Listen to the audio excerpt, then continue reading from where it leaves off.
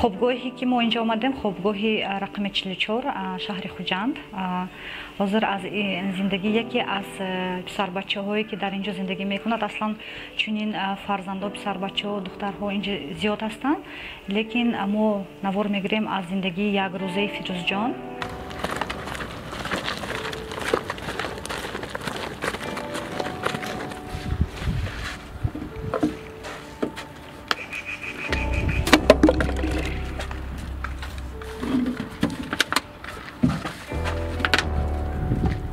ما اصلش قرغان تپگی، ما قرغانم، ما بختارم، نکی اینجا اومده عادت کرده ایستادگی.